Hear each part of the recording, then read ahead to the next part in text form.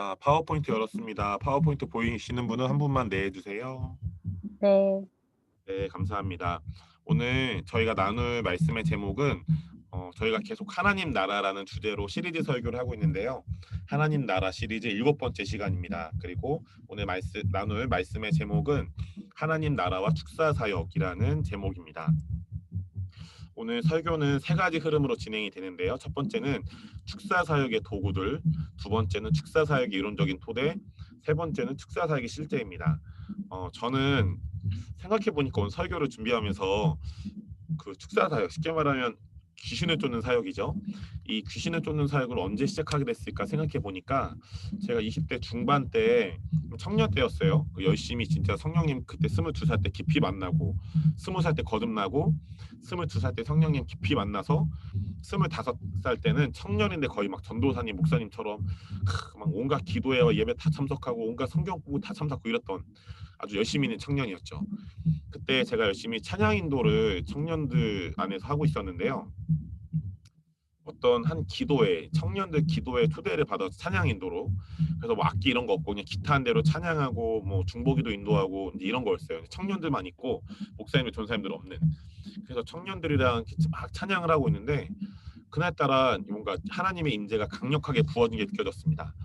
그래서 제가 열심히 저는 이렇게 찬양할 때 이제 우리가 교회에서 찬양할 때는 이렇게 뭐 찬양 순서 콘티라는 걸 짜잖아요. 준비하는데 웬만해서는 기도회나 예배 때 잘 안 짭니다. 그냥 성령님이 저희 인도하시는 대로 제가 웬만한 곡들 다 악보를 안 보고 치거든요. 그래서 그때도 그냥 주님이 그때그때 저에게 감동 주신 대로 이제 찬양들을 했는데 찬양 인도를 했는데 하나님의 임재가 굉장히 깊어진 순간 갑자기 두 명의 청년이 찬양하다 훅 쓰러진 거예요. 안수도 안 했는데. 여러분 목사님들이 교회나 어디 집회에서 안수하면 성령 임재가 너무 강해서 쓰러지는 것들 있잖아요. 근데 손을 이제 댔으니까. 근데 그때는 저는 이제 초대받은 찬양 인도자였고 아무도 안수 안 했고 청년들은 그냥 동그랗게 이제 방바닥에 앉아서 이제 기도회를 했는데 갑자기 여자 청년 두 명이 휙 쓰러진 거예요. 찬양하는 중에 임재가 깊었고. 그래서 쓰러지는 게 보였는데 뭐 앞에 막 쓰러져서 크게 다치지 않았고 하나님 임재가 강한가 보다라고 그냥 누가 계속 찬양을 했습니다. 근데 갑자기 한 청년이 여자 청년이 둘이 쓰러졌잖아요. 그 중에 한 명은 얼굴이 평안했고 제 느낌에는 이제 천국을 보고 막 예수님을 보는 것 같았어요. 눈 열려서. 근데 한 여자 청년 두 명이 쓰러졌는데 한 여자 청년은 얼굴이 일그러지면서 막 이상한 소리 막 내는 거예요.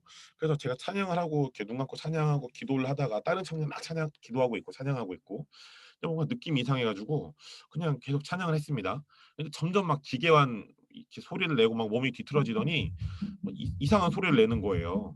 뭐 예를 들면 뭐 이제 이게 뭐냐면 결국 그 자매 안에 어떤 이제 귀신 들림이 있었고 이제 그 귀신이 임재가 너무 강하니까 드러난 거죠. 네, 드러나가지고 그 자매님의 인격이 아니라 그 귀신이 그 자매님의 몸을 통해서 막 말을 하는 거예요. 막 뭐 내가 얘를 죽이기 위해서 이렇게 보냄받았다 이러시고 막 근데 귀신이 말을 하는 거죠. 근데 막 주변 청년들이 너무 막 기도를 열심히 해서 그게 다행히 잘 안 들렸어요. 저만 들었어요. 그래가지고 얼른 옆에 있는 청년한테 이제 기타를 맡기고 이제 찬양과 기도 인도를 맡기고 이제 아까 그 쓰러졌던 여자 청년 얼른 깨워서 이제 그 귀신 들림이 나타난 여자 청년을 데리고 옆방으로 갔습니다. 이제 왜냐면 1대1로 자매와 형제가 1대1로 축사 사역을 하는 게 좀 그러니까 그래서 이제 같이 셋이 있고 귀신이 드러난 자매가 있고 저랑 한 청년이 팀으로 귀신 쫓는 사역을 하는데 제가 그게 첫 축사 사역이었어요. 처음으로 귀신 쫓는 사역. 그러니까 그 당시에는 어떻게 축사를 하고 어떻게 귀신을 쫓는지 자료가 별로 없었기 때문에 전 진짜 한 번도 배운 적이 없었어요 그때.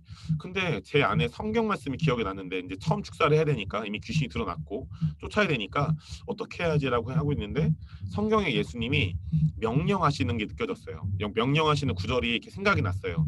예수님이 어떤 귀신 들린 사람한테 아유 야 귀신아 좀 나가라 이러지 않으시고 너는 나갈지어다 이런 식으로 명령하신 게 이렇게 생각이 나서 이 자매님 안에 있는 귀신들에게 예수 그리스도를 명하노니 귀신들은 나갈지어다라고 이제 선포를 했죠. 그렇게 3시간 고래고래 소리 지으니까 결국 귀신들이 나갔고 이 자매가 정상 상태로 돌아왔어요. 근데 문제는 제가 이 첫 축사 사역이 너무 큰 아픔인 게 그 자매님이 이제 다 말씀드릴 수 없지만 프라이버시라서 이게 귀신 들림이 있을 수밖에 없었던 어떤 원인들이 있었고, 이 원인이 해결되지 않았고, 두 번째 문제는 이 자매님이 교회를 다녔지만 교회 공동체에서 잘 정렬이 안 된 분이었습니다. 아마 다음 주에는 제가 하나님 나라와 정렬이란 걸 다룰 텐데, 여러분 우리가 오중사역교회, 저희 킹스콜링이 오중사역교회잖아요. 근데 오중사역교회는 사도, 선지자, 복음전도자, 목사, 교사란 5가지 오중사역의 기름 부으심, 부르심이 우리 한 명 이상 모든 성도에게 하나 이상씩 예수님이 승천하면서 주셨다라는 것을 믿고, 그렇게 우리가 함께 팀을 이루고 함께 교회로 한 팀으로 함께 훈련하고 사역하는 이제 우리가 교회죠. 그런데 이 교회에 하나님과의 관계, 개인적으로 하나님과의 관계도 너무 중요하지만 리더들, 또 권위자들, 또 다른 지체들과의 정렬이 너무 중요합니다. 이 자매님은 어떤 교회 이제 큰 교회 다녔지만 그 큰 교회에 그냥 주일날 왔다 갔다만 하는, 그냥 예배 드리고 오고, 네, 어떤 공동체 안에서 보호를 받고 이제 권위자들과 지체들과 좋은 관계를 맺고, 또 자신의 어떤 깊은 어려움들을 친밀하게 나눌 수 있는 지체가 없이 그냥 왔다 갔다 주일 11시 예배 그냥 드리고, 내가 예배 드렸으니까 난 하나님 만났어 라고 하고 이제 딱 교회로 돌아가는 이런 이제 분이었죠. 그 공동체 정렬이 안 돼 있었던 거예요. 그러니까 이 자매가 어떤 그런 영적인 멘토만 있었더라도, 아니면 깊은 마음을 나눌 친구만 있었더라도 이런 역사까지 가지 않았는데, 이 자매가 너무 깊이 가버린 거죠. 결국 귀신이 쫓았습니다. 근데 이것들이 이 자매님의 2가지 문제가 결국 이 자매님의 발목을 잡았어요. 무슨 말이냐? 귀신은 나갔는데 이 자매가 자기 안에 귀신이 있다는 게 너무 무서웠고, 그 이유는 당연히 교회 안에서 성경이나 어떤 영적 원리를 제대로 배운 적이 없으니까 자기 안에 귀신이 있다는 게 너무 무서운 거죠. 그러니까 갑자기 교회에 또 믿는 자들을 막 멸시하고 경멸하더니, 그 이후에는 이 자매님이 교회를 안 나가게 됐고 예수님도 안 믿게 됐어요. 그래서 제가 이 자매님을 교육하고 제 청년 때 목사처럼 전사처럼 교육하려고 제가 얼마나 이 자매님을 이제 그렇게 했는지, 돌봤는지. 근데 이 자매님이 그때를 거부했어요. 왜냐하면 저는 그때 저 때문에 이게 귀신이 드러났다, 귀신이 막 이렇게 나가게 되었다라는 어떤 뭐랄까 아픈 마음이 있었거든요. 나 때문에 그런 거, 나 때문에 자매가 힘들었어라는 막 나름의 자격지심, 영적인 자격지심이 있었나 봐요. 그래서 이 자매를 어떻게든 이 자매님이 다니시는 교회 정렬시키고 하려고 했는데, 자매님은 그때 자기 안에 귀신이 있다는 게 너무 놀래서 자신의 말씀보다, 교회보다, 하나님보다 자신의 그런 무서운 감정을 더 붙잡은 거죠. 그래서 제가 그때 너무 큰 아픔이 돼서 축사사역에 대해서 열심히 공부했습니다. 그래서 축사사역에 대해서 열심히 공부하고 또 신뢰할 수 있는 목사님들께 배운 다음에 더 스킬풀하게, 노련하게 축사사역을 하게 되었죠. 여러분, 그래서 이 하나님 축사사역은 하나님 나라에 너무 중요합니다. 예수님이 그런 말씀하셨죠. 내가 성령의 힘입어 귀신을 쫓아낸 것이면 하나님 나라가 이미 너에게 임하였다. 여러분, 예수님께서 성령님을 힘입어서 귀신을 이미 2000년 전에 쫓아내셨죠. 그렇죠? 그렇기 때문에 하나님 나라가 이미 우리 안에 임하여 있고, 우리도 예수님처럼 성령님, 또 예수님의 보혈, 하나님의 말씀, 또 공동체를 힘입어서 귀신들을 쫓아낼 수 있습니다. 왜냐? 하나님의 나라가 우리 안에 임하였기 때문이죠. 첫 번째, 축사사역의 도구들을 볼 거고요. 두 번째는 축사사역의 이론적인 토대. 세 번째는 축사사역의 실제를 다룰 겁니다. 여러분, 오늘은 굉장히 간단하게 다루기 때문에 곧 제가 아까 광고했던 온라인 축사사역, 온라인 축사학교를 하게 되면 여러분 함께 조인하셔서 더 깊이 배우시기를 축복해요. 여러분들께서는 저보다 더 나은 하나님 나라의 축사사역자들 되실 겁니다. 자, 오늘의 본문 말씀입니다. 지난주 말씀이랑 같은 말씀이에요. 마가복음 16장 17절부터 18절을 처음에 내주신 자매님 읽어주시겠습니까? 믿는 자들에게는 이런 표적이 따르리니 곧 그들이 내 이름으로 귀신을 쫓아내며 새 방언을 말하며 뱀을 집어올리며 무슨 독을 마실지라도 해를 받지 아니하며 병든 사람에게 언젠즉 나으리라 하시더라. 아멘. 아멘입니다. 여러분, 이 말씀 다시 한번 깊이 묵상해 볼까요? 믿는 자들, 예수님을 구원자와 주인으로 영접한 모든 자들입니다. 모든 성도들, 목사님들, 전도사님들, 선교사님들, 권사님들, 집사님들, 청년부터 아기와 중학생, 고등학생이 초등학생까지 이르기까지 모든 성도님들은 이런 표적이 따른대요. 이 기적이 따르게 된답니다. 어떤 기적이죠? 첫 기적 이거예요. 모든 성도들이 내 이름, 예수님의 이름으로 귀신을 쫓는답니다. 여러분 아멘이시죠? 네. 그리고 그 뒤에 가보면 여러분 귀신을 쫓을 때 이 귀신이 나한테 뭔가 해를 끼치면 어떡해? 나 무서워. 네, 이런 이렇게 두려운 마음 안 가지셔도 됩니다. 그 뒤에 뭐라고 나와 있죠? 해방원을 말하고 뱀을 집어 올리며 무슨 독을 마실지라도 해를 받지 않는데요. 여러분 그래서 실제로 독을 마실 필요는 없겠죠? 근데 이 말씀은 하나님께서 완벽하게 완전하게 우리를 보호하신다는 거예요. 여러분 그렇기 때문에 이런 거 있습니다. 예언 사역은 문제가 없어요. 그런데 치유 사역을 했을 때 내가 병자를 낫게 하면 그 사람의 병이 나한테 오는 거 아니야? 어떤 사람이 귀신 들려 있는데 축사에서 귀신 쫓았어요. 그러면 그 귀신이 나한테 들어오는 거 아니야? 나에게 영향 주는 거 아니야? 절대 그러지 않습니다. 그게 다 느낌이거든요. 잘못된 느낌이에요. 그런데 그 잘못된 느낌들을 진짜 믿어버리면 진짜 그렇게 되는 것이죠. 여러분 근데 하나님 말씀에 뭐라고 나와 있습니까? 우리가 예수님 이름으로 귀신을 쫓을 수 있다. 모든 믿는 자들이. 그런데 어떤 위험한 상황이 생겨도 우리는 하나님의 완전한 보호로 인해서 피해를 받지 않는다고 나와 있습니다. 여러분 그렇기 때문에 우리가 더 많은 귀신들을 쫓아도 우리는 하나님 안에서 완전하게 보호받을 거예요. 여러분 그러면 사실은 귀신들이 가장 싫어하는 건 저나 목사님들일 거예요. 다른 목사님들. 왜냐하면 그렇게 많은 귀신이 쫓으니까. 그렇죠? 그런데 이제는 귀신들이 목사님들뿐 아니라 여러분들도 무서워하게 될 겁니다. 여러분 자랑스러워하셔야 돼요. 왜냐하면 여러분들에게 이런 표적이 따르고 있고 더 많이 따르게 될 것입니다. 여러분 그렇기 때문에 믿음과 담대함, 자신감과 용기를 가지고 귀신을 쫓는 여러분 되시길 축복해요. 자, 첫 번째입니다. 축사 사역의 도구들인데요. 사무엘상 16장 23절 말씀 제가 읽어드릴게요. 이것은 다윗이 이제 사울 왕에 있는 안에 있었던 악령 귀신을 쫓는 장면이죠. 하나님께서 부리시는 악령이 사울에게 이를 때에 다윗이 수금을 들고 와서 손으로 탄즉 사울이 이제 다윗이 이제 하프를 들고 와서 사울 왕 앞에서 연주했는데 손으로 연주했는데 연주하자마자 사울이 상쾌하여 낫고 악령이 귀신이 그 안에서 떠났대요. 여러분 축사 사역의 첫 번째 도구는 하나님께서 주신 정체성입니다. 여러분 생각해 보시면 저희가 하나님 나라 시리즈를 시작하면서 모든 성도는 예언할 수 있고 치유할 수 있고 축사할 수 있다 이런 것들을 배우고 있는데 그 모든 기반이 다 정체성이 토대, 파운데이션이 되었죠. 네. 여러분 그렇기 때문에 하나님께서 주신 정체성이 모든 은사와 기름 부으신 권능과 계시를 여는 중요한 문입니다. 그런데 여기서 왜 하필이면 다른 사람이 아니라 다윗이 귀신에 쫓게 되었을까? 다윗의 연주가 그렇게 막 잘했을까?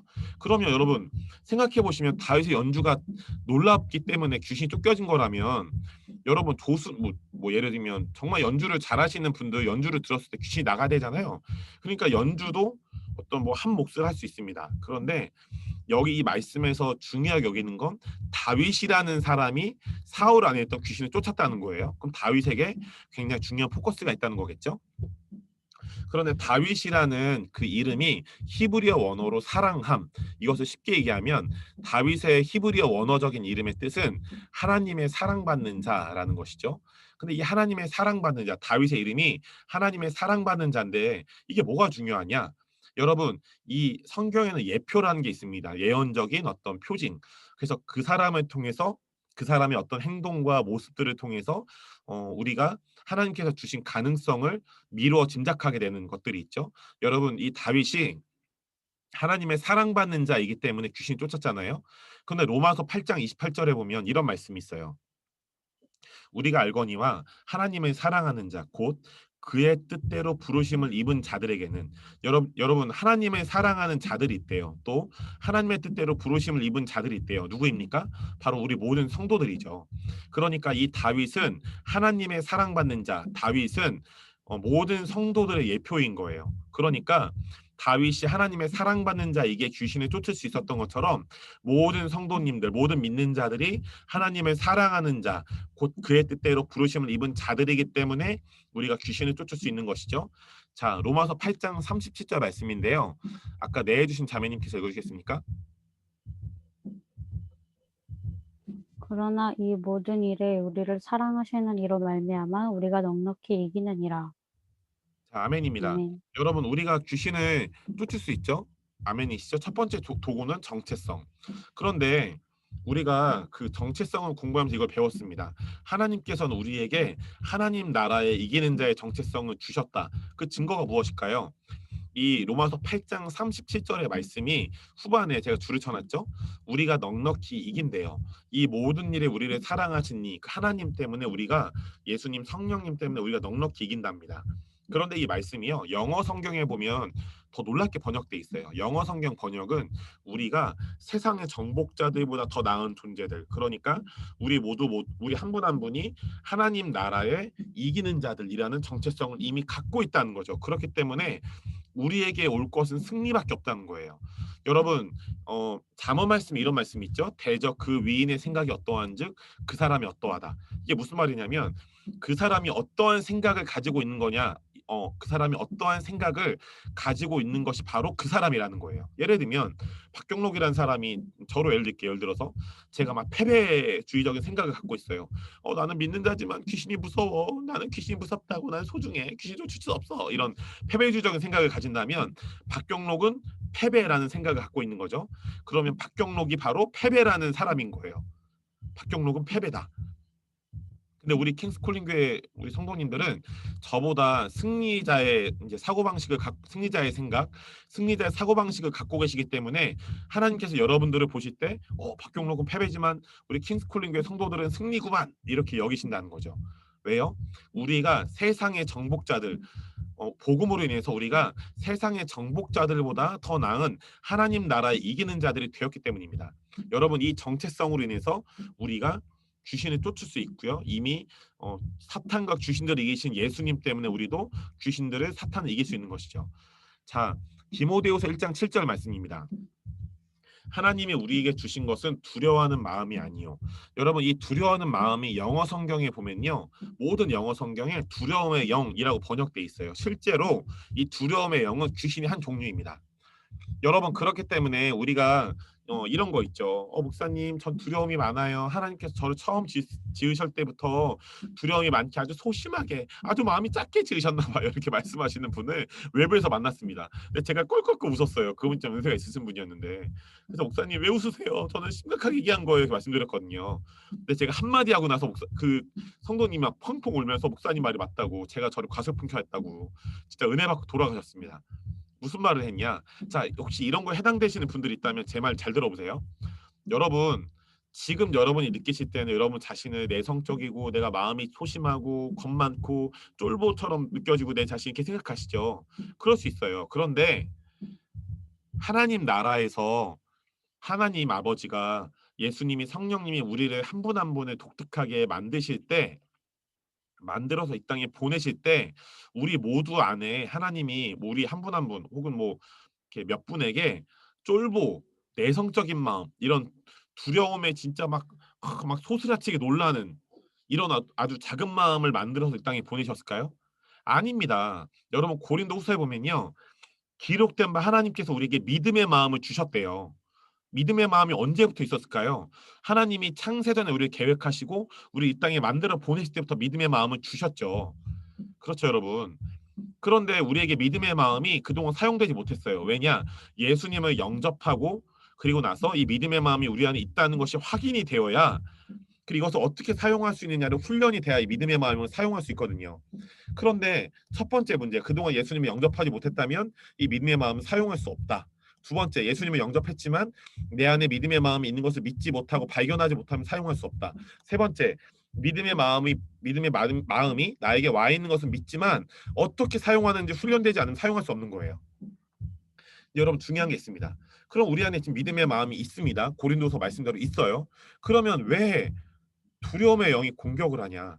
여러분 이런 건 있어요. 어디 지나가다 소스라치게 무언가 두려움을 느끼고 놀랄 수 있습니다. 그런데 반복적으로 두려움을 느끼고 반복적으로 뭔가 어떤 두려움의 생각이 사로잡힌다. 이것은 두려움의 영이라는 귀신이 주는 공격이에요. 여러분 이해가 되시죠? 모든 두려움이 다 귀신이 주는 건 아니에요. 그런데 내가 자꾸 반복적으로 자꾸 뭔가 심각하게 이렇게 딥하게 아주 깊게 어떤 두려움에 자꾸 나를 사로잡으려고 한다. 그리고 반복적인 두려움에 대한 어떤 묶임이 있다. 이것은 두려움의 영이란 귀신이 주는 공격이죠. 근데 여러분 이게 중요해요. 믿음의 마음을 하나님이 주셨기 때문에 이 두려움, 믿음과 반대되는 건 두려움이에요. 하나님이 우리 모두에게 믿음의 마음을 주셨기 때문에 이 두려움의 영이라는 반대의 귀신이 공격을 하는 겁니다. 이건 이런 원리예요. 여러분, 정말 향기가 좋은 꽃은 벌레들과 벌이 막 꼬이죠. 왜 꼬입니까? 그 화수분이라고 하나요? 그 꽃 그 봉오리 안에 굉장히 그 벌레나 벌이 있게 달콤한 부분이 있다면서요. 그 달콤한 부분이 있으니까 더러운 벌레들이나 벌이 꼬이는 거죠. 마찬가지입니다. 여러분, 우리 안에 왜 귀신들이 꼬이냐? 우리 안에 하나님께서 주신 가공한 것들이 있거든요. 이것들이 이 귀신들이 볼 때 밉고 막 요한복음 10장 10절 말씀대로 도둑이 온 것은 우리를 죽이고 멸망하고 막 빼앗기 위한 건데, 예수님 오신 이유는 양으로 생명을 얻게 더 풍성히 얻게 하는 것이래요.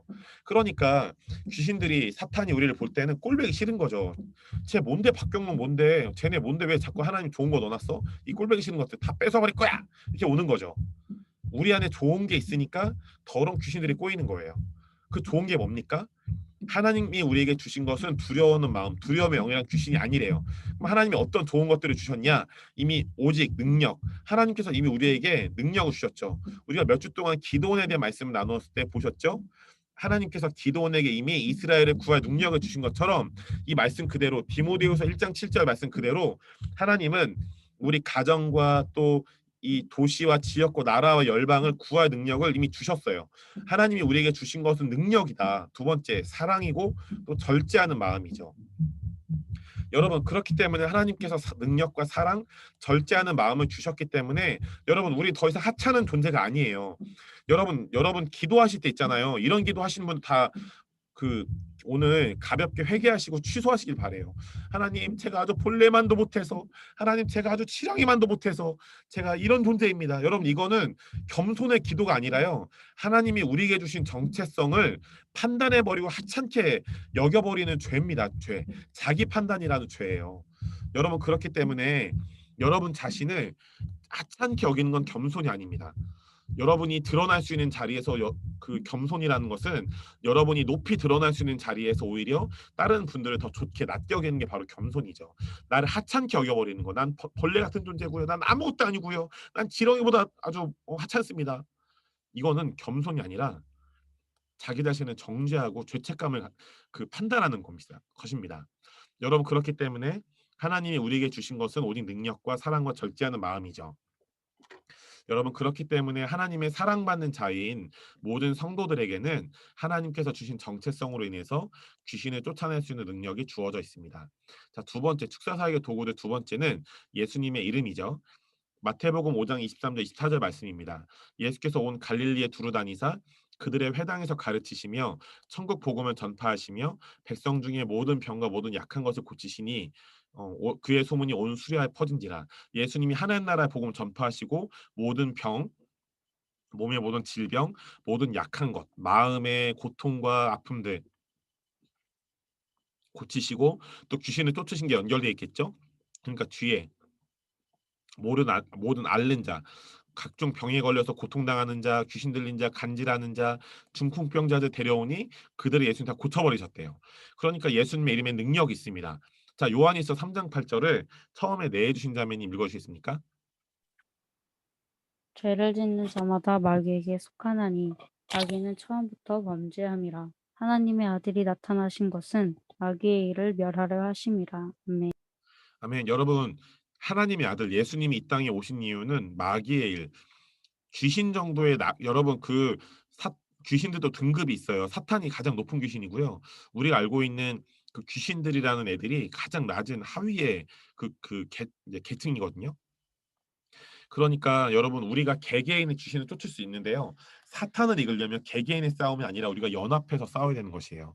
그런데 하나님의 아들이 나타나신 것은 마귀의 일을 멸하려 하십니다. 끊어버리고 아예 패배시켜 버리려고 예수님이 오셨다는 것이죠. 골로새서를 보면 예수님이 정사와 권세, 사탄과 귀신들을 이겨버리셔서 그들을 구경거리로 삼으셨대요. 예수님 십자가에 죽으시고 부활하셔서 그 사탄과 귀신들을 구경거리로 삼으셔가지고, 얘들아 이거 봐라, 내가 얘네 이겼다. 니네도 얘네 이길 수 있을 거야. 내가 얘네를 이겨놨으니 나와 함께하는 너희도 얘네를 이길 수 있다라고 말씀하신 거죠. 여러분, 그렇기 때문에 예수님의 이름에는 완전한 능력이 있습니다. 자, 세 번째. 축사사역의 도구들 세 번째는 예수님의 권세예요. 자, 마태복음 28장 18절부터 20절인데요. 예수께서 나와 말씀하 이르시되 하늘과 땅의 모든 권세를 내게 주셨대요. 하늘과 땅의 모든 권세. 하늘과 땅의 모든 권세가 예수님께 주어졌는데 그러므로 너희는 뭐겠습니까? 예수님과 연합된 모든 성도들. 그렇기 때문에 예수님이 하늘과 땅의 모든 권세를 받으셨는데 예수님과 연합되었기 때문에 모든 성도들은 하늘과 땅의 모든 권세, 예수님이 받은 권세를 같이 받은 거죠. 그러니까 하늘과 땅의 모든 권세를 받은 너희는 가서 모든 민족을 제자로 삼아 아버지와 아들과 성령의 이름으로 세례를 베풀고 또 내가 너에게 분부한 모든 것을 가르쳐 지키게 하라라 나왔습니다. 그러면 예수님이 우리에게 명령한 모든 것에는 축사가 있을까요, 없을까요? 있죠. 그렇기 때문에 여러분 이 축사사역의 도구도 세 번째는 예수님께서 주신 하늘과 땅의 모든 권세. 여러분 이 권세는 기도에서 많이 기도해서 주어지는 게 아니라 이미 우리에게 주어져 있습니다. 예수님을 영접할 때 우리가 느껴지지 못하던 이 예수님의 권세, 하늘과 땅의 모든 권세가 우리에게 와 있는 것이죠. 여러분 그렇기 때문에 우리 한 명 한 명이 권세 있는 그리스도인인 것이에요. 자, 두 번째입니다. 이제 축사사역의 이론적인 토대인데요. 이 3단계를 기억하시기 바랍니다. 회개, 용서, 축사입니다. 1단계는 회개, 2단계는 용서, 3단계는 축사인데요. 여러분 이 회개와 용서를 쉽게 말하면 내적 치유라고 해요. 이 회개와 용서의 내적 치유가 잘 돼야 축사 때 문제가 없는데 여러분 기도원이나 어디 교회 집회 가셨는데 막 귀신이 드러나서 막 발작하고 막 이상한 소리 내는 분들 있죠. 자, 이런 케이스는 거의 다 이 축사 앞에 회개와 용서가 제대로 안 됐을 때 갑자기 막 귀신이 쫓겨나니 임재가 너무 강해서 귀신이 드러나니까 얘가 난리를 치는 거예요. 그런데 여러분 회개와 용서가 잘 되면 축사는 그냥 가볍게 됩니다. 그냥 뭐 어떤 트름이나 오바이트 같이 이제 침으로 나오거나 아니면 진짜 느끼지도 못할 정도로 조용히 나가죠. 자, 그렇기 때문에 회개, 용서, 축사 이 3단계를 보시기 바랍니다. 첫 번째는 회개예요. 여러분 성경을 연구해 보니까 두 가지 회개가 있더라고요. 첫 번째는 예수님을 안 믿는 자들을 위한 회개가 있습니다. 자, 사도행전 2장 38절 말씀인데요. 처음에 내주신 사모님 읽어주시겠습니까? 베드로가 이르되 너희가 회개하여 각각 예수 그리스도의 이름으로 세례를 받고 죄 사함을 받으라 그리하며 성령의 선물을 받으리니 아멘. 아멘. 여러분 여기서 회개는요. 그 요한복음에 보면 죄는 나를 안 믿는 것이요라고 예수님 말씀하신 거거든요. 그러니까 여기서 회개는 예수님을 안 믿는 불신자들을 위한 회개. 그러니까 이 사도행전 2장 38절에서 회개는 예수님을 안 믿는 자들이 예수님을 안 믿는 죄를 돌이켜서 예수님을 영접하는 것이 바로 여기서 나오는 회개죠. 그러니까 베드로가 이르되 너희가 불신자들인 이 유대인들아 너희가 예수님 안 믿는 죄를 회개함으로 돌이켜서 예수님을 영접해라. 그리고 예수님의 이름으로 세례를 받고 이렇게 되면 두 가지 좋은 게 온대요. 첫 번째는 죄사함이죠. 완전한 의인이 되는 것이고 두 번째는 성령의 선물, 성령 세례와 은사와 기름 부으심을 받는 것입니다. 두 번째 회개는요. 예수님을 믿는 자들을 위한 회개입니다. 계시록 2장 4절부터 5절을 처음에 내해 주신 자매님 읽어 주세요. 그러나 너를 책망할 것이 있나니 너희 처음 사랑을 버렸느니라. 그러므로 어디서 떨어졌는지를 생각하고 회개하여 처음 행위를 가지라. 만일 그리하지 아니하고 회개하지 아니하면 내가 내게 가서 네 촛대를 그 자리에서 옮기리라. 아멘. 계시록 2장 1절부터 3절을 보면 예수님이 에베소 교회를 칭찬하시죠. 네, 좀 이따 말씀이 나올 겁니다. 너희가 이런 일 저런 일 너무 잘했다. 그런데 내가 너희를 책망할 게 있는데 너희 처음 사랑 버렸어. 이런 말씀하시는 거예요. 처음 사랑, 예수님 향한 첫사랑을 버리고 온갖 종교적인 행위를 다 했다는 거죠. 여러분 저도 여러분도 이 말씀에 겸손히 섰으면 좋겠습니다. 목사인 저도 늘 이 말씀 가지고 씨름하고 있어요. 주님이 저에게 부어주신 첫사랑을 늘 기억하고 사역하게 해주십시오. 에베소 교회 이 분들이 그랬다면 저도 여러분도 언젠 또 그러지 않겠습니까? 예수님이 부어주신 첫사랑을 버리고 첫사랑은 소중히 여기지 않고 온갖 종교적인 행위를 다하는 우리의 모습 나타날 수 있겠죠. 예수님 책망하십니다. 그러나 너를 책망할 것이 있다. 너의 처음 사랑을 버렸다. 그러므로 어디서 떨어졌는지 그 첫사랑이 어디서 떨어졌는지를 생각하고 회개하여 처음 행위를 가져라. 이것은 다시 그 첫사랑을 회복하라는 거죠. 여러분 위에 두 말씀을 연결해 보면 회개는요. 예수님을 안 믿을 때도 해야 되고 예수님을 믿을 때도 해야 되는 평생의 과정, 우리의 삶의 평생의 과정이 바로 회개인 거예요. 그러면 우리가 우리 삶의 평생의 과정의 회개를 통해 뭐를 발견해야 될까요? 아유, 목사님, 제가 아주 끔찍이 죄인인가 봐요. 회개가 평생의 과정이라니요. 여러분, 아닙니다. 우리는 우리의 삶의 평생의 과정의 회개를 통해 우리의 죄를 발견한 게 아니에요. 여러분, 하나님께 놀라운 비밀을 숨겨두셨는데요. 회개를 통해 우리가 평생 동안 발견해야 할 것은 하나님의 사랑입니다. 여러분, 로마서 2장 4절을 보세요. 혹 네가 하나님의 인자하심이 하나님의 사랑이 너로 인도하여 회개하게 하신다고 나와 있죠. 놀랍지 않습니까? 여러분, 다른 사람들이 박경록이 있으면 박경록이 못나서 야 임마 그래 이거 그런 죄를 지었어? 너 회개해. 이렇게 해서 회개하는 게 아니라는 거예요. 하나님의 사랑이 우리 모두를 인도해서 우리를 회개하게 하신다는 거죠. 예수님을 안 믿는 자도 하나님의 사랑이 그 불신자를 인도해서 예수님 안 믿는 자를 돌이켜서 예수님을 믿게 하시고, 또 예수님을 믿는 우리는 하나님의 우리를 온전히 용납하시고 포기하지 않으시고 우리를 날마다 품어주시는 그 사랑으로 인해서 그 사랑이 우리를 인도해서 우리의 죄를 돌이킨다는 거죠. 그리고 여러분, 로마서 5장 8절 말씀이 있습니다.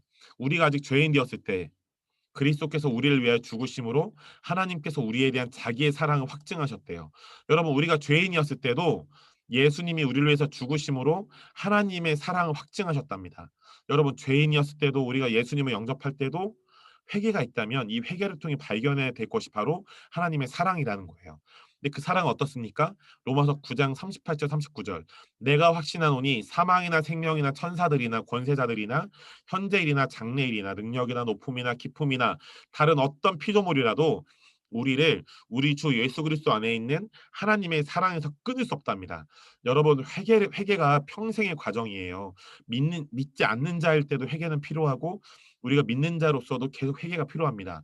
회개를 통해 우리가 평생 동안 발견해야 할 것은 우리의 끔찍한 죄, 못난 나의 모습, 부끄러운 나의 모습이 아니라 바로 그 모든 것 위에 뛰어나시고 아름다우신, 날마다 우리를 새롭게 하시는 하나님의 사랑인 것이죠. 여러분, 그럼 회개의 의미는 무엇일까요? 회개란 단어는 헬라어로 메타노에오라고 하는데요. 메타노에오는 두 가지 뜻이더라고요. 첫 번째는 다르게 생각하다. 이것을 우리가 알고 있는 대로 패러다임의 변화라고 하죠. 여러분, 누가복음 15장을 보시면 이 누가복음 15장은 회개라는 그 포커스를 가지고 세 가지 비유를 다루죠. 첫 번째는 잃은 양의 비유, 두 번째는 잃은 드라크마의 비유, 세 번째는 잃은 아들을 찾는 비유. 그런데 잃었다가 다시 찾는다는 것 자체가 뭔가 생각의 변화가 오는 거잖아요. 네. 내가 잃은 줄 알았는데 다시 찾았다. 이미 난 갖고 있었다. 약간 이런 패러다임의 변화를 세 가지 비유로 말씀하죠. 그러니까 이 회개는 이 메타노에오의 첫 번째 의미처럼 다르게 생각하다. 바로 패러다임의 변화가 첫 번째 의미인 것이죠. 두 번째는 우리가 알고 있는 대로 자백. 자백은 뭡니까? 우리가 지은 죄들을 인정하고 뉘우침으로써 죄에서 돌이키는 의미가 있죠. 요한일서 1장 9절에 보면 만일 우리가 우리 죄를 자백하면 그는 미쁘시고 이로우사 우리 죄를 사하시며 우리를 모든 불의에서 깨끗하게 하실 것이요라고 말씀하고 있습니다. 여러분, 우리 안에 어떤 성령님의 주시는 감동, 어떤 계시, 또 성경 말씀, 하나님의 말씀을 통해 또 꿈과 환상을 통해 오는 계시를 통해서 우리의 마음의 생각이 새롭게 되는 회개가 이루어져야, 이것이 온전해져야 그 뒤에 마음을 다해서 뉘우치는 회개가 일어납니다. 그동안 우리는 이 계시를 통해서 마음의 생각이 새롭게 되지 않고 그냥 죄책감, 정죄감만 가지고 아유 하나님 제가 아주 못나고 연약해서 그런 죄를 저질렀습니다. 회개합니다. 자꾸 이랬던 거예요. 여러분, 성경을 보면요, 이렇게 회개하지 않아요. 요한복음 21장을 가면 여러분, 그 십자가 예수님이 죽으시기 전에 제자들이 다 도망갔죠. 그래서 다시 뭘 하게 됩니까? 그들의 직업인 어부로 돌아가게 돼요. 요한복음 21장 전반부에는 예수님의 제자에서 그 옷을 벗어버리고 업으로 돌아간, 엄청나게 패배주의를 갖고 있는 낙심한 그 제자들이 아주 어두운 밤에 그물을 던져서 고개를 잡고 있죠. 그런데 예수님이 부활하셔서 그들에게 나타납니다. 그들에게 나타나시는데 그 제자들은 예수님인 걸 못 알아본 거예요. 근데 예수님이 그 제자들 너무 사랑하시니까, 근데 그들이 어부인데 자꾸 이제 그물을 던지는데 고기 하나도 안 잡히는 거예요. 너무 안타깝잖아요. 그래서 예수님께서 그들에게 어드바이스, 놀라운 충고를 해주십니다. 깊은 곳에 그물을 던져라. 근데 여러분, 제가 이걸 더 깊이 공부해 보고 싶은데요. 제가 들은 바로는 그 당시에 이스라엘에서는 깊은 곳에 그물을 던지면 고기가 잘 안 낚였대요. 네, 이유를 모르겠어요. 그러니까 그 당시 어부들에게는 이 예수님의 말씀은 완전 죄송합니다. 바보짓이죠. 왜냐하면 그 당시 이스라엘 어부들은 깊은 곳에 그물을 던지면 고기를 많이 못 잡는. 근데 예수님은 오히려 못 잡는 곳에 그물을 던지라고 말씀하시는 거예요. 제자들은 이것을 거부할 수도 있었고 순종할 수도 있었죠. 근데 제자들은 어떻게 얘기합니까? 내가 당신 누군지 모르지만은 당신의 말씀에 순종하겠습니다라고 하면서 깊은 곳에 그물을 던지는데 그때 바로 153마리의 놀라운 고기들을 잡게 됩니다. 여러분 무슨 말이죠? 회개 첫 번째 의미 다르게 생각하다가 여기서 나타난 거예요. 제자들이 알고 있기에는 그 당시 이 어부들은 이 제자들은 어부라는 프로페셔널 하는 직업을 오랫동안 갖고 있었기 때문에 그 당시 상황에 따라 깊은 곳에 그물을 던지면 고기를 못 잡는다는 거 당연히 알고 있었죠. 당연한 거예요. 근데 예수님의 말씀에 따라 계시에 따라 생각이 다르게 되어지고 그래서 예수님의 말씀에 순종함으로 깊은 곳에 그물을 던졌는데 어떻게 됩니까? 많은 고기를 이렇게 낚게 되죠. 다르게 생각하다라는 회개가 일어난 거예요. 그리고 그들이 이제 예수님인 걸 알아보고 이제 예수님께 갔는데 얼마나 두렵겠어요. 예수님 배반했으니까. 아, 예수님이 불방망이 갖고 와서 날 때리는 거 아니야? 내 엉덩이 때리는 거 아니야? 아, 무서워. 이렇게 생각했을 거예요. 그런데 제자들이 예수님께 가니까 예수님은 고기를 구워 놓으셨고 밥을 해 놓으셨고 그래서 저녁 식사를 하죠. 그리고 예수님은 베드로라는 제자에게 이런 말씀하십니다. 베드로야, 네가 날 사랑하느냐? 이 얘기를 주고받고 베드로가 주님이 내가 주님을 사랑하는 주님이 아십니다라는 고백을 하게 되죠. 그러니까 여기서 또 제자들은 두 번째로 다르게 생각하다는 회개를 경험한 거예요. 왜냐? 제자들이 생각한 예수님은 불방망이나 몽둥이 갖고 와서 자기들을 혼내고 때릴 줄 알았거든요. 왜요? 이 사람들이 제자들이 예수님 배신했으니까. 근데 예수님은 어떻게 하십니까? 그들이 다르게 생각하도록 아주 따뜻하게 식사를 준비해서 식사를 하게 해주시고 그들에게 사랑을 표현하시죠. 그래서 이 제자들이 다르게 생각하는 예수님에 대한 관점이 다르게 생각하게 되는 회개가 일어났고 그 다음에 베드로가 내가 주님을 사랑하는 주님이 아십니다라는 이 사랑의 고백을 통해 예수님을 배반했던 그 죄를 마음을 다해서 뉘우치는 그 두 번째 회개가 일어나게 됩니다. 여러분 그렇기 때문에 우리 안에 계시를 통해서 우리의 마음의 생각이 새롭게 되는 회개가 이루어져야 그 다음에서야 마음을 다해 뉘우치는 회개가 일어나요. 여러분 탕자의 비유에서도 이 아버지의 유산을 갖고 이 아들이 허랑방탕하게 유산 쓰지 않습니까? 근데 그때 둘째 아들이 유산을 다 써버린 다음에 어떤 생각을 해요? 아, 내가 이제 아버지 아들이라 불릴 자격이 없다. 나는 이제 아버지한테 종이라 불릴 수밖에 없다. 그래서 아버지한테 가서 나를 그냥 종이라 부르시고 나를 종이로 여겨주십시오라고 아버지한테 돌아가죠. 근데 이 아들이 아버지한테 돌아가자마자 아버지가 아버지한테 그런 얘기를 해요. 아버지, 전 더 이상 아버지 아들이라 여김할 수 없습니다. 저 종이라 부르세요라고 했는데 이 아버지가 아들을 아주 극진하게 사랑해주죠. 네, 가장 좋은 것을 입히고 가장 좋은 것을 먹입니다. 이것을 통해 이 아들은 회개의 첫 번째 의미, 다르게 생각하다를 경험하게 되죠. 그래서 이 둘째 아들의 마음의 생각이 새로워지고 그 다음에서야 이 아들이 자신의 죄를 뉘우치게 되는 것이죠. 여러분 그럼 무엇을 회개해야 될까요? 첫 번째는 첫사랑에서의 변질, 이것을 종교적인 태도, 다른 말로는 이중적 태도라고 하죠. 아까 말씀드렸죠? 에베소 교회 본문이에요. 계시록 2장 1절부터 5절 잊지 않겠습니다. 예수님이 말씀하시죠. 너희들 너무 잘했어. 너희 진짜 많은 수고를 했고 많이 인내했고 했고 약한 자를 용납하지 않았고 자칭 사도들의 시험에서 그들을 드러냈고 또 정말 많이 참았고 견디고 게으르지 않은 거 진짜 안다. 근데 니네 그거 아니? 내가 너희 혼내고 싶은 게 하나 있는데 너희 날 향한 첫사랑을 버리고 온갖 종교적인 행위를 다 했어. 이런 거예요. 여러분 이거 무슨 말이냐? 이걸 이렇게 비유해 볼게요. 어떤 남녀가 서로 너무 깊이 뜨겁게 사랑에 이렇게 빠져서 서로 사귀게 됐어요. 그런데 처음에 너무 뜨거웠죠. 막 진짜 매일 남자와 여자가 만나서 데이트를 하고 사랑한다 고백하고 가장 맛있는 거 사주고 가장 좋은 선물을 하셨죠. 근데 어느 순간 여러분 이렇게 처음에 사랑에 빠지면 이 어느 순간 막 호르몬이 막 오른대잖아요. 또 호르몬이. 근데 호르몬이 싹 빠지면 감정적인 사랑이 아니라 정말 서로를 섬겨주고 희생하는 사랑을 해야 되잖아요. 지금 결혼하신 분들은 다 그런 사랑을 하고 있지 않습니까? 네, 아멘이시죠? 자, 근데 그런 사랑, 성숙한 사랑으로 가야 되는데 호르몬이 싹 빠지니까 이들 안에 감정적인 사랑이 더 이상 느껴지지 않으니까 이들이 점점 이 남자와 여자가 점점 마음의 그 첫사랑을 잃어버리고 그냥 어떤 마음이 없는 표현들, 마음이 없는 행동들을 하는 거예요. 이런 건 똑같죠. 네. 그렇기 때문에 여러분 우리가 예수님 처음 영접했을 때 정말 첫사랑은 뜨거웠을 거예요. 여러분 다 그러셨죠. 그런데 이거는 저뿐 아니라 여러분 다 걸립니다. 어느 순간 첫사랑이 변질돼요. 첫사랑이 막 타올라서 막 주님을 향한 주님의 사랑이 내 안에 타올라서 봉사도 하고 성경도 읽고 사역도 해야 되는데 이게 타오르지 않고 메말랐는데 주님이 하라고 하는 것처럼 느껴지니까 명령하실까 해야지. 아휴 헌금 진짜 하기 싫은데 성경에 써 있으니 나 복 받으니까 해야지. 이런 게 바로 종교적인 태도, 이중적 태도죠. 내 안에 마음이 메말랐는데 하나님이 하라고 하니까 안 하면 하나님 나 벌 주실 것 같으니까 하는, 이게 바로 종교적인 태도, 이중적 태도입니다. 여러분 이런 첫사랑에서 변질이 있으시다면 오늘 이후로 회개하시고 여러분 다시 첫사랑 회복하시기 바래요. 두 번째는 죄죠. 죄는 두 가지가 있죠. 고의로 저지른 죄, 이게 반복적으로 짓는 죄고요. 또 회개하지 않는 죄들을 우리가 회개해야 됩니다. 자, 세 번째는 질투. 이 질투는 다른 말로 시기라고 하는데요. 여러분 성경에 시기와 질투는 우상 숭배래요. 성경의 어느 구절에 보면 하나님이 아닌 것으로 이 시기와 질투를 일으킨다는 구절이 있습니다. 여러분 그렇기 때문에 여러분들이 다른 사람을 시기하고 질투한다. 그것은요 귀신들이 여러분을 속이는, 명백하게 여러분들 속이는 거예요. 그리고 귀신들이 여러분을 시기와 질투라는 우상 숭배로 이끌어가는 것입니다. 여러분 그렇기 때문에 이 시기와 질투가 있으시다면 여러분들 반드시 정직하게 마음을 내어놓고 회개하셔야 됩니다.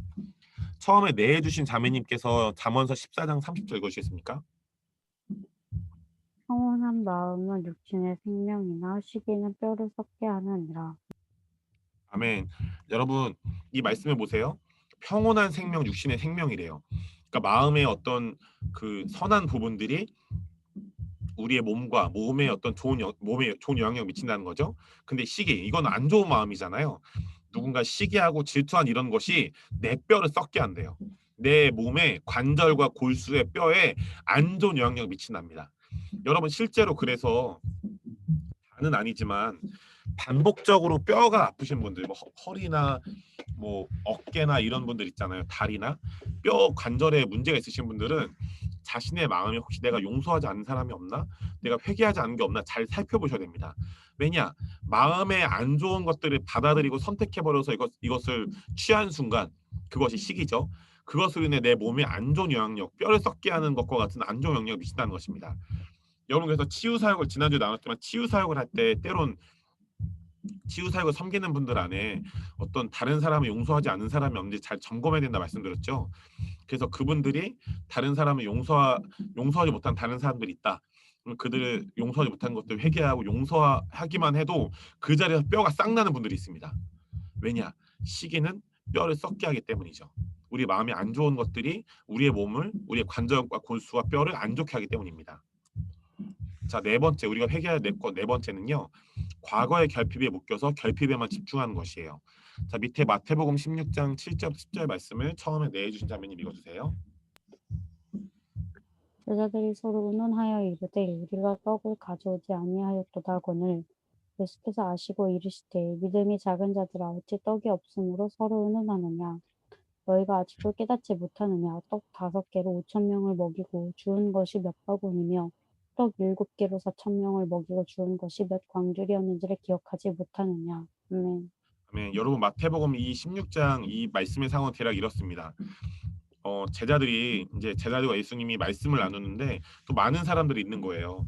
그래서 예수님이 그들을 긍휼히 여기시니까 제자들에게 먹을 것 좀 갖고 와라 이렇게 말씀하셨거든요. 근데 이때는 어떤 상태냐? 뒷구절에 나오죠. 성경에 보면 오병이요. 그 소년이 가졌던 떡 5개, 물고기 2마리로 5,000명을 먹이잖아요. 또 칠병이요. 떡 7개와 물고기 2마리로 4,000명을 먹이죠. 이 오병이어 사건과 칠병이어 사건이 있는 후에 지금 이 마태복음 16장 7절부터 10절이 있는 거예요. 그런 놀라운 기적을 2번이나 경험했죠. 근데 예수님이 이제 사람들을 먹여야 되니까 제자들에게 떡 좀 갖고 먹을 것 좀 갖고 와라 하셨는데 제자들에게 떡이 없었던 거예요. 그래서 제자들은 서로 의논합니다. 우리가 떡 안 갖고 왔는데 어떡하지? 떡 없는데. 이건 뭐죠? 제자들이 결핍, 지금 떡이 없다는 결핍에만 묶여서 그 결핍에만 집중하는 거예요. 그래서 8절 예수님이 아시고 말씀하시죠. 이 믿음이 작은 자들아 어찌 떡이 없으므로 서로 의논하냐 서로 논의하느냐. 9절 또 보세요. 너희가 아직도 깨닫지 못하느냐. 떡 5개로 5천 명을 먹이고 주운 것이 몇 바구니며 떡을 5개로 5천 명을 먹였는데 남았다는 거죠. 몇 천 명을 먹일 것 떡이 남았다고 성경에 나와 있죠. 10절 떡 7개로 4천 명을 먹이고 주운 것 남은 것이 몇 광줄이었는지를 기억하지 못하느냐. 무슨 말씀입니까? 제자들은 예수님이 놀라운 기적을 2번이나 보였는데도 자꾸 결핍에만 묶여서 결핍에만 집중하는 거예요. 그런데 예수님이 이렇게 말씀하신 거죠. 야, 이 녀석들아, 너희는 아직도 깨닫지 못하니? 나는 너에게 계속 새로운 일을 행하고 새로운 기적을 행할 거야. 그것을 기대해야 되는데 왜 너희는 자꾸 과거의 결핍에 묶여서 결핍에만 집중하냐고 말씀하시는 거예요. 여러분, 우리 하나님은 새 일을 행하시고 기적을 행하시는 분이십니다. 우리의 모든 삶에 우리 모두에게 새 일을 행하시고 기적을 행하시는 분이에요. 그런데 그 새로운 일들과 기적들을 경험하지 못하는 한 가지 방법이 있습니다. 뭐냐? 우리가 과거의 결핍, 과거의 실수, 실패, 내 안에 부족함, 연약함에만 묶여서 그거에만 집중하게 되면 이 예수님 말씀대로 우리가 새 일들을, 기적들을 경험하지 못하게 됩니다.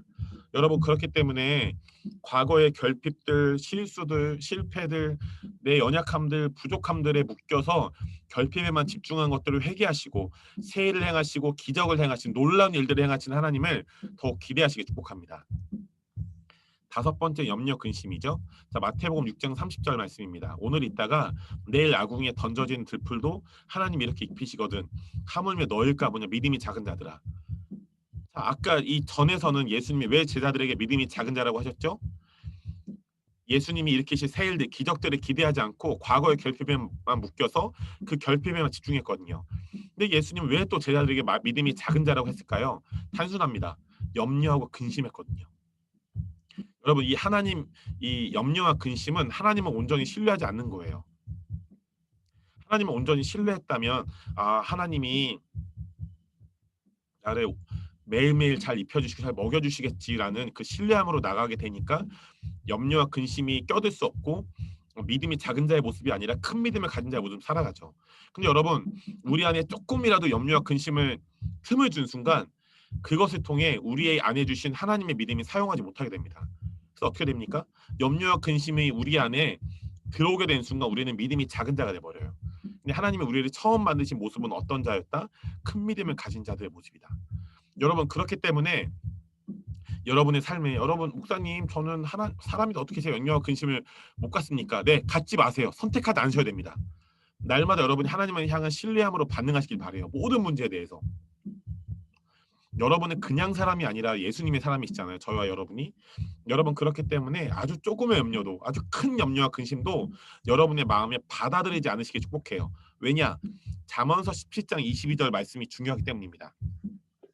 마음의 즐거움은 양약이라도. 여러분, 그렇다면 여러분이 기뻐하시고 감사하시면 그 마음의 즐거움이 우리의 몸과 마음의 약처럼 기능해요. 그러니까 여러분, 며칠 전에 그런 분을 뵀어요. 웃음 치료를 하시는 이제 사역자분이신데 웃음 치료를 통해 암을 고친다. 왜입니까? 이 말씀 그대로거든요. 마음의 즐거움은 약 역할을 한다. 여러분, 하나님께서 우리에게 주신 기쁨과 감사와 즐거움을 더 많이 누리시기 바랍니다. 그것이 우리의 몸과 마음을 고칠 거예요. 마음의 즐거움은 양약이다. 그런데 심령의 근심, 우리 마음의 근심과 염려는 뼈를 마르게 해서 우리의 뼈, 관절, 골수, 뼈, 또 우리의 몸에 안 좋은 영향을 미친답니다. 여러분, 염려, 근심을 꼭 회개하시기 바랍니다. 6번째입니다. 두려움인데요. 여러분, 염려와 근심, 두려움은 조종과 통제를 일으키죠. 제가 요즘에 그 예언 세미나 강의를 하는데 꿈에 대해서 강의를 했는데요. 이런 질문을 받았어요. 어떤 여자 권사님이셨는데 권사님이 목사님 제가 꿈을 많이 꾸는데 이런 꿈을 많이 꿔요. 자꾸 꿈만 꾸면 내 남편이 자꾸 죽는 꿈이 나오고 내 아들들이 죽는 꿈이 나온다고. 그래서 목사님 제가 일어나자마자 그 남편과 아이들이 갈 때마다 여보 죽으면 안 돼. 얘들아 오늘 위험할 수도 있어 조심해 이런 말을 자꾸 했다고. 목사님 제가 잘한 거죠 했는데 네 권사님 절대 그러시면 안 됩니다. 이랬어요. 왜냐? 그 권사님은 그 꿈이 이루어지는 것이 하나님 뜻이 아니잖아요, 여러분. 하나님의 뜻은 선하고 생명의 것들이죠. 근데 하나님 절대 나쁜 걸 주지 않으시거든요, 그렇죠? 근데 이분은 이것을 분별하지 못하고 이런 일이 일어날 거야라는 절대적 믿음이 있고 그러니까 그러한 어떤 나쁜 일이 일어날 거라는 두려움으로 남편에게 여보 죽으면 안 돼. 애들아 오늘 조심해야 돼. 위험한 일이 생길 수 있다. 이러한 굉장히 선한 조종과 통제를 한 거거든요. 여러분 염려와 근심, 두려움이 조종과 통제를 일으켜요. 근데 여러분 이 조종과 통제는 하나님이 주신 게 아니에요. 하나님은 우리를 조종하고 통제하지 않으시죠. 여러분도 다른 사람들이 여러분을 제가 여러분 조종하고 통제하면 기분 좋으십니까? 절대 안 좋죠. 누구든 안 좋아요. 그렇기 때문에 여러분 이 두려움을 우리가 회개할 때 다른 사람들을 어떻게든 조종하고 통제하고 싶은 이 조종과 통제도 떠납니다. 네. 여러분 그래서 이 두려움을 회개하셔야 되는데요. 마태복음 8장 26절을 보면 예수께서 이르시되 어째 무서워하느냐 두려움이죠. 믿음이 작은 자들아. 여러분 우리 안에 마음의 틈이 또 열려서 두려움을 받아들이면 우리 안에 또 하나님의 믿음을 사용하지 못하게 돼서 우리가 믿음이 작은 자가 되는 것이죠. 여러분 두려움을 회개하시고 하나님의 믿음을 받아들이시기 축복합니다. 일곱 번째는 의심과 불신을 회개해야 되겠습니다. 예수께서 즉시 손을 내밀어 그를 붙잡으시며 이르시되 믿음이 작은 자요. 왜 또 예수님이 자꾸 믿음이 작은 자라고 하죠? 의심했으니까요. 여러분 의심과 불신은 하나님께서 주신 하나님의 믿음을 사용하지 못하게 합니다. 그래서 우리를 믿음이 작은 자가 되게 만들죠. 이 의심과 불신을 회개하시고 하나님의 믿음을 취하시는 여러분 되시 축복해요. 여덟 번째는 자신의 무능력하게 여긴다. 이것을 다른 말로 자기 판단이라고 하죠. 처음에 내주신 자매님께서 밑에 말씀 읽어주시겠어요? 내가 주의 제자들에게 데리고 왔으나 능히 고치지 못하더이다. 예수께서 대답하여 이르시되 믿음이 없고 패역한 세대여 내가 얼마나 너희와 함께 있으며 얼마나 너희에게 참으리요. 그를 이리로 데려오라 하시니라. 아멘. 아멘입니다. 자, 이것은 어떤 아버지가 이제 아들을 고치기 위해서 흉악하게 귀신 들린 아들을 고치기 위해서 제자들을 만나러 오죠. 근데 그 아버지가 예수님께 하는 대화인 거예요. 예수님, 제가 당신의 제자들에게 데리고 왔지만 능히 못 고쳤어요. 이렇게 얘기를 하는 거죠. 왜 그렇습니까? 그때 그 당시에 제자들은 자기 자신을 무능력하게 여기는 자기 판단이 있었거든요. 그래서 예수님 말씀하시죠. 야, 믿음이 없고 패역한 세대야. 왜 그렇습니까? 자기 자신을 무능력하게 여기는 자기 판단이 제자들에게 있으니까 예수님 이렇게 말씀하신 거예요. 믿음이 없고 패역한 세대요. 여러분 제가 지난주에 말씀드렸죠. 우리가 어떤 마음의 상태를 가지고 있느냐에 따라서 예수님 이렇게 말씀하시고 저렇게 말씀하실 수 있다. 이런 거죠. 하나님 저에게 하나님의 믿음을 주셔서 감사해요라고 하면 이런 마음을 갖고 살면 하나님은 우리 큰 믿음을 가진 나의 자녀들 이렇게 여기신다는 거예요. 그런데 우리 자신을 무능력하게 여기고 자기 판단을 하면 예수님은 우리의 그 마음을 보시고 야, 네가 그 마음 가졌지? 그럼 나는 너를 믿음이 없고 패역한 세대라고 말할 수밖에 없어. 이렇게 말씀하시는 거예요. 이 당시에 제자들이 자신의 무능력하게 여기는 자기 판단을 갖고 있었기 때문에 능히 고치지 못했죠. 그 마음을 가졌기 때문에 예수님은 그들의 그 마음을 보시고 그들의 믿음이 없고 패역한 세대로 여긴 것입니다. 여러분 이 자신의 무능력하게 여기는 자기 판단을 우리가 회개하겠습니다. 아홉 번째는 판단이죠. 로마서 2장 1절. 그러므로 남을 판단하는 사람아 누구를 막론하고 네가 핑계하지 못할 것은 남을 판단하는 것으로 네가 너를 정죄함이니. 여러분이 누군가를 막 정죄하고 비판하고 판단해요. 그 무슨 말입니까? 여러분이 다른 사람을 판단하고 정죄하는 무언가가 여러분 안에 있기 때문에 여러분이 다른 사람들을 판단하고 정죄하는 거래요. 그게 없다면 여러분은 다른 사람을 판단하거나 정죄하지 않는다는 것이죠. 두 번째, 판단한 네가 같은 일을 행한대요. 무슨 말이냐? 내가 누군가를 막 판단했어요. 그러면 내가 누군가를 판단했는데 나의 판단에 통해 그 사람의 나쁜 모습을 내가 담는다는 거죠. 예를 들면 말을 되게 함부로 한 사람이 있는 거예요. 근데 그 사람 나한테 상처를 줬어요. 그래서 아이 나쁜 놈, 네가 뭔데 나한테 마음으로든 말로든 판단한 거죠. 나쁜 놈아, 네가 뭔데 나를 판단해? 나한테 함부로 말래? 이렇게 판단한 거죠. 그럼 이 판단으로 인해서 말을 함부로 하는 그분의 악한 모습 내가 담게 된다는 것입니다. 판단한 네가 같은 일을 행한다. 여러분 그러면 우리가 다른 사람을 판단할 게 아니라 예수님 말씀대로 우리가 존중함으로 이 판단을 피해야겠죠. 이런 말씀이 있죠. 선지자를 영접하는 자는 선지자의 상을 함께 받는다. 여러분 이 영접이란 말은 존중이란 단어랑 동의어예요. 그러니까 내가 누군가를 나쁘게 판단하면 내가 판단한 사람과 같은 일을 하게 되는데 이 판단과 반대말은 존중. 이 존중이 하나님 나라의 문화인 거죠. 그래서 내가 누군가를 존중하면 그 사람이 받을 하나님의 상급을 같이 받게 됩니다. 여러분 그렇기 때문에 이 판단을 회개하시고 날마다 다른 사람들을 존중하는 삶으로 살아가시기 축복해요. 열 번째는 불공경, 불순종이죠. 부모, 불공경, 불순종을 회개해야 됩니다. 자, 에베소서 6장 1절부터 3절이에요. 이 말씀이 신명기에도 나와 있죠. 자녀들아, 주 안에서 너희 부모에게 순종하라. 이것이 옳으니라. 네 아버지 어머니를 공경하라. 이것은 약속 있는 첫 계명이니 우리가 부모님을 공경하면 이렇게 된대요. 네가 잘 되고 형통이죠. 땅에서 장수한답니다. 그러나 부모님을 공경하지 않으면 형통도 없고 장수도 없는 것이에요. 여러분 그렇기 때문에 여러분이 진짜 형통하고 장수하길 원하신다면 여러분의 부모님을 공경하셔야 됩니다. 그리고 두 번째는 불순종이죠. 밑에 에스겔서 11장 19절 말씀을 처음에 내주신 자매님 읽어주시겠습니까?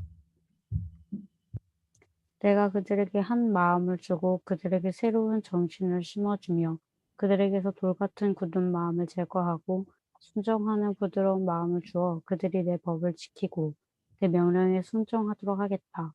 그러면 그들은 내 백성이 되고 나는 그들의 하나님이 될 것이다. 아멘. 자, 아멘이시죠. 자, 여러분 그런 분들 제가 상담한 적 있어요. 목사님, 뭐 저희 교회 리더는요, 우리 그 일터의 상관이요, 저희 교회 담임 목사님이 너무 비인격적인 분이라서 제가 그분을 순종할 수 없어요. 네, 전 너무 마음이 아파요. 이렇게 막 한풀이를 하시는 거예요. 한풀이. 너무 힘든 한풀이. 그러면 제가 다 들어드리다가 옛날엔 제가 너무 순진해서 다 들어드리고 그냥 아유 힘드셨겠다 기도해드리자 이렇게 마쳤거든요. 근데 제가 요즘에 이 말씀을 읽어드려요. 아유 힘드셨겠네요. 근데 그거 아세요, 성도님?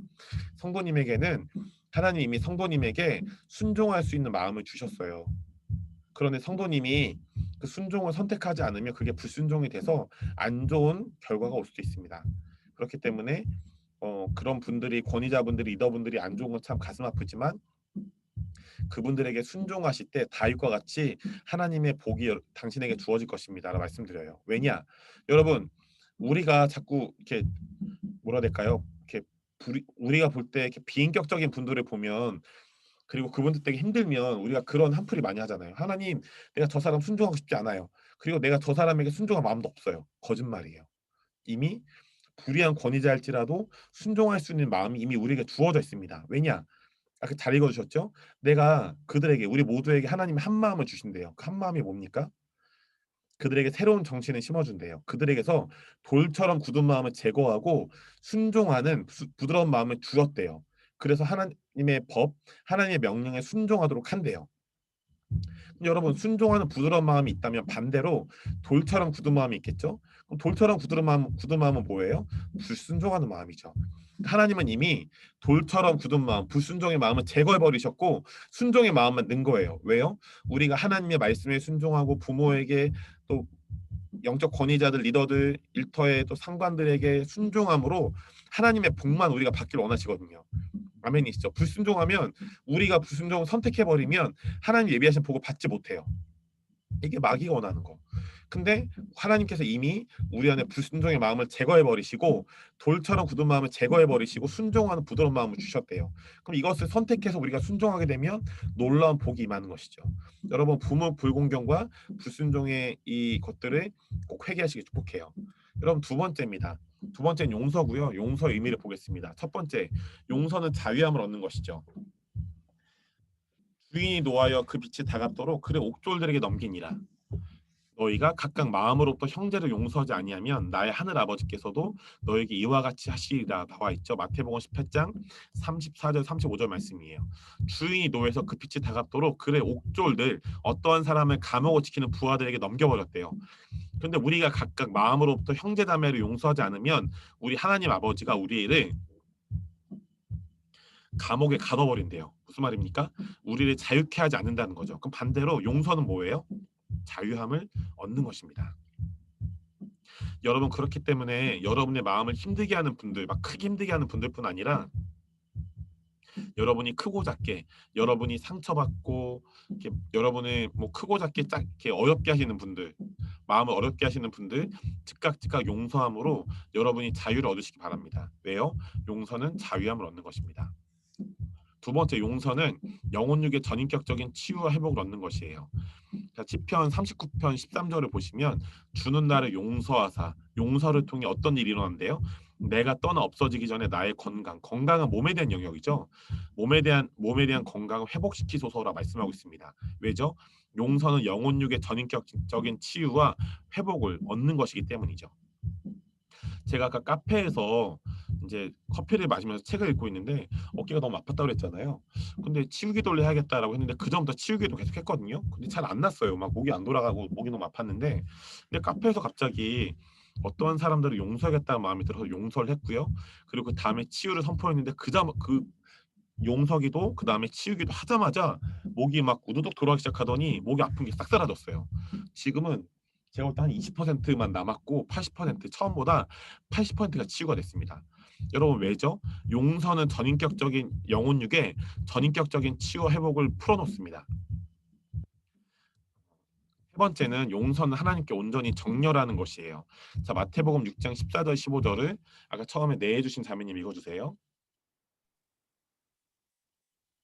너희가 사람의 잘못을 용서하면 너희 하늘 아버지께서도 너희 잘못을 용서하시려니와 너희가 사람의 잘못을 용서하지 아니하면 너희 아버지께서도 너희 잘못을 용서하지 아니하시리라. 아멘. 자, 아멘이시죠?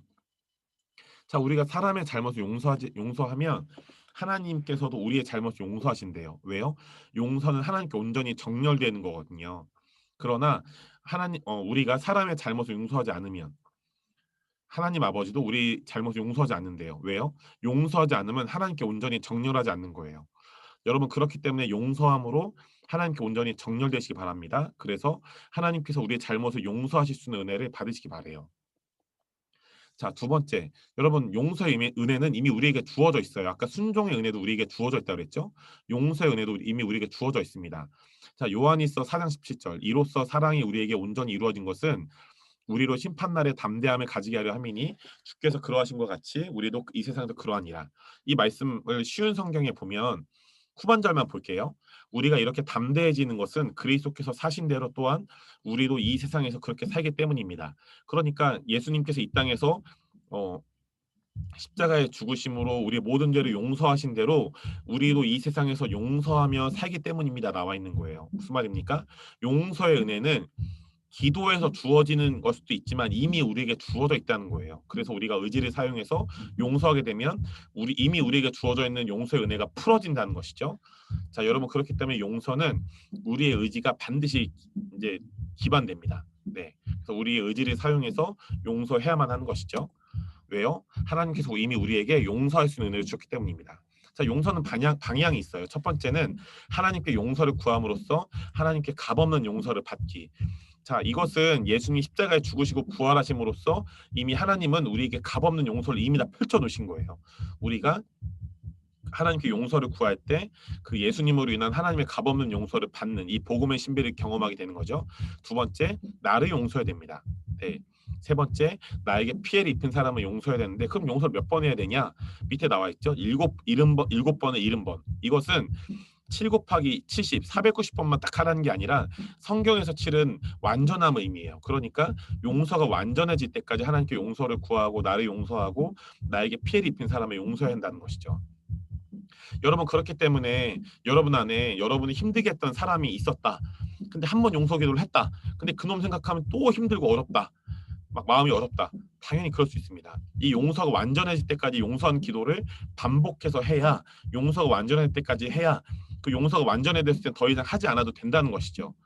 왜요? 예수님도 우리 너무나 잘 아셔서 얘들아 너희가 당하는 그 아픔이 한 번의 용서로 치유되지 않을 걸 내가 알고 있어. 그렇기 때문에 그 용서가 온전해질 때까지 반복해서 해라. 용서가 온전해지게 될 땐 너희가 느끼게 될 거야. 그땐 더 이상 안 해도 돼. 라는 그런 주님의 말씀을 우리에게 주신 것이죠. 자, 마지막 세 번째입니다. 축사예요. 자, 디모데후서 1장 7절 말씀 아까 저희가 보았죠.